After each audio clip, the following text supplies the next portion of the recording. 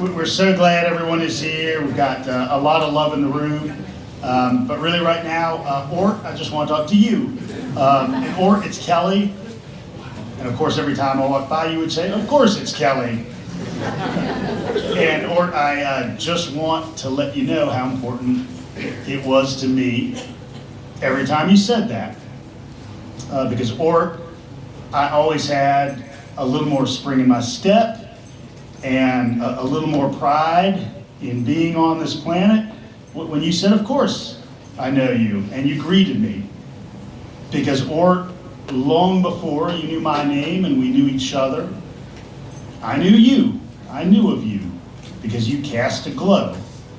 And so long before I walked by you day after day with your stacks of detritus out on the patio of Ted's Most Best, opining about all things from politician Ellis Arnold to the zombies. Wow. Long before I paid that $50 to get you out of jail.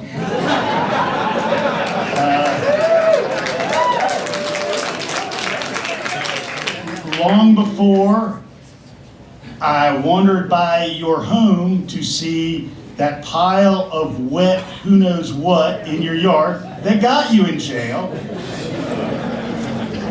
Long before you spilled beer on me, long before I spilled beer on you, you cast a glow. And again, I knew you before you knew me, because I had seen you through the power of the VHS tape. And so the light that shone through that tape and appeared upon my screen in Norfolk, Virginia in 1988 on that VHS tape, a technology, for those of you younger in the room, is a pre-digital way to view moving images. Similar to a technology, or of course, that you were favorable to, the 45 RPM. Also, a very clear link between us. Or that image of you cast a glow on the far horizon from Virginia down here to Athens, Georgia, and drew me here. And so, Ort, I want to thank you dearly from every fiber of my being for being Athens Pied Piper, for being Athens Paul Revere, for being Athens John the Baptist, the proselytizer that among so many others drew people here and kept people here. And while your holy water came in a pint glass, it was no more significant to every encounter we ever had. And Ort, while you are not here in the flesh, because you touched us all, you are still here and will forever be. So Ort, God bless you. Thank you for everything that you brought everybody in this room, in this land of Athens, Georgia, that we love. We'll see you again.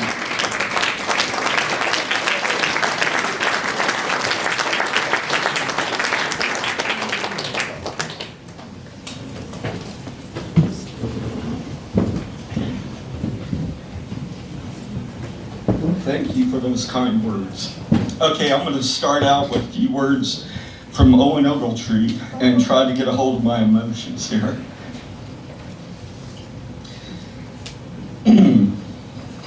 So Owen says, my first encounter with Ort was most likely back in the 80s, maybe at a music show in Athens, perhaps at a local bar. It honestly is hard to say. What is easy to remember is the impression that he made. I think we can all agree with that.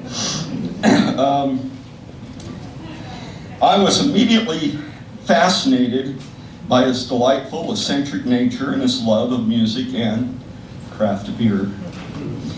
Ort's head was filled with a conglomeration of facts from a wide array of subjects. He knew all about long-lost breweries from around the Southeast.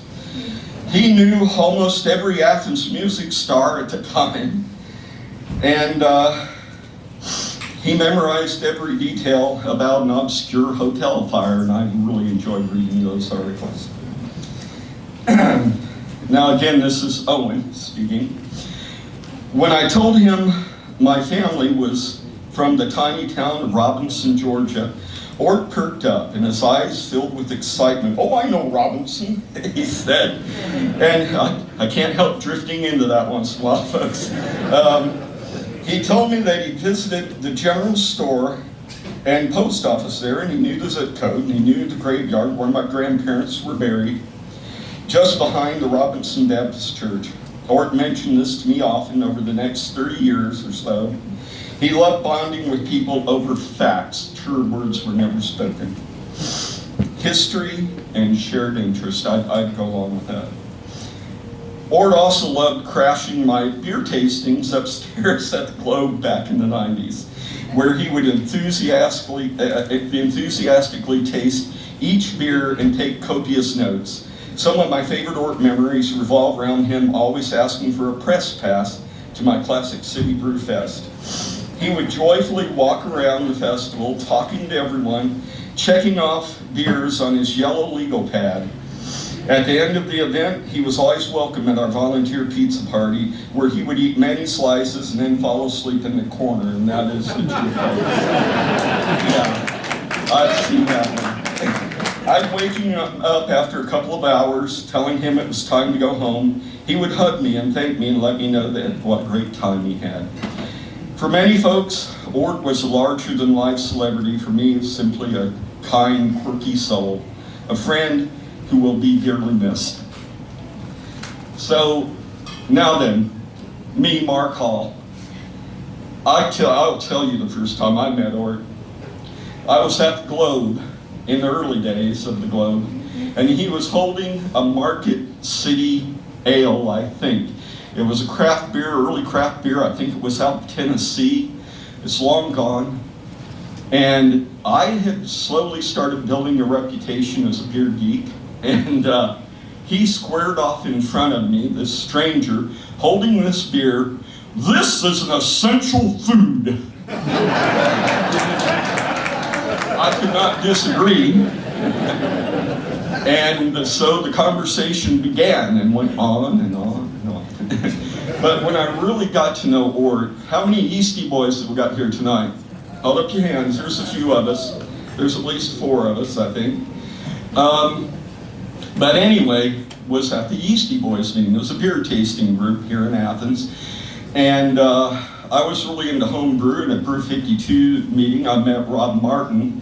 He said, "Come to the Yeasty Boys meetings." They were right around the corner from my house. So I would get home after traveling a busy week of work, and on Thursday nights, I would walk around the corner to Rob's house and then stagger home.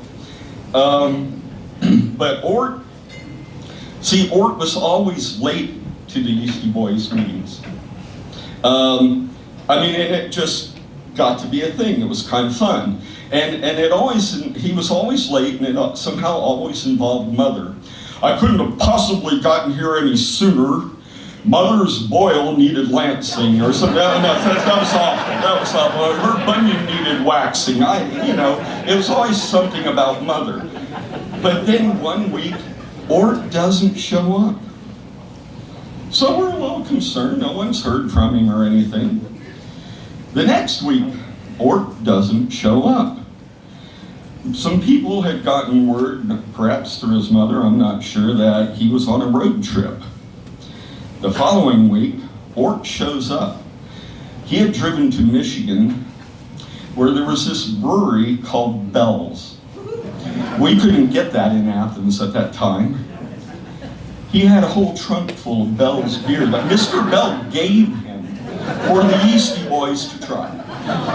That's Ort. That was the magic that was Ort. So, in closing, Ort could have been anything he wanted to be. But he chose to be Athenian. Sorry, wait a minute. Oh, God, that's a lot better. Anyway, he could be anything he wanted to be, but he chose to be an Athenian. And he did it like he signed all his posts on Facebook wholeheartedly.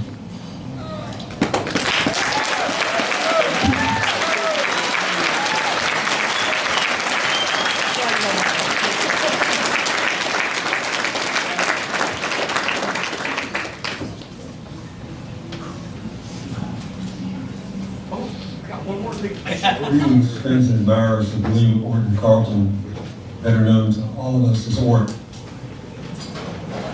I am Owen Scott, an Athens old-timer, and I was invited to make a video about my long friendship with ORT for this event. I met ORT back around 1966 when he was Billy Carlton and known to his close friends as BC. A friend of my older sister who hung out at our house regularly. Back then he had short hair and a clean shave, like all the boys at Athens High School at that time. But his uniquely eccentric personality, top 40 DJ voice, and obscure obsessions were exactly the same as the ORT you later came to know and love. Early on, he found out I have 3 first names, William Owen Nixon. So from then on, when ORT came over, his loud greeting to me was always, "He's the one who's really hot, William Owen Nixon Scott." Of course, that still makes me smile. Of course, he meant hot in the old sense of a hot new single hitting the charts. And as a young aspiring rock musician, I got a big kick out of his whimsical endorsement. ORT loved to rattle off the designations and locations of tiny radio stations in the middle of nowhere, of which he apparently knew every one in the entire USA. His knowledge of virtually unknown records and artists was similarly encyclopedic, and he was particularly fond of talking about novelty bands and crazy singles along the lines of Transfusion by Nervous Norvus. ORT graduated high school ahead of me several years, during which time I was gravitating towards the countercultural art and music scene centered around Jim Herbert's house on Deering Street. I didn't see ORT regularly after that, but the connection we made when I was a middle school kid endured through the years as I grew up and left Athens to become a psychologist. When I was in town visiting family and friends, I would drop by ORT's oldies, and on one occasion, we came over to my parents' house, and then I allowed him to go through my collection of early 70s and 60s vinyl records, and let him have his pick of many well-worn classics in their original sleeves and covers. I knew ORT would take care of them with the kind of love that they deserved. Many of you here had closer associations with ORT over the 50 years or so since I moved away. But the strength of our friendship was always evident whenever we met. I posted a photo on my Facebook page recently of ORT posing with one of my adult daughters during a chance encounter at the Trapeze Bar about 10 years ago. They both were connoisseurs of craft beer, and the photo captures a warmth of connection that I will always cherish. To me, thinking back, ORT was at heart a marvelous entertainer, the DJ of a non-stop radio show that kept on going and only ended with his passing. I greatly appreciate having the opportunity to honor ORT's memory, and I'm sure he will live on in all of our hearts.